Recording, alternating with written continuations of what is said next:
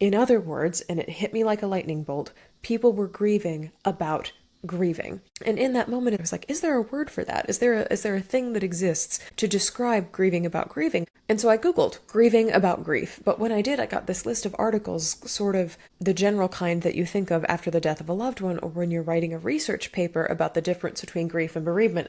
But I could not find any words or definitions or articles about grieving, the grief experience itself. And so I created metagrief. It is a noun, and it is the grief you feel about the fact that you're grieving, the experience of grief itself being a source of sorrow. And said another way, metagrief is an invisible load that adds another layer, often an unspoken layer, to an already heavy grief experience. And it is something that so many of us carry without even realizing it. We know that we're going to lose people or things or dreams or ideas in our life.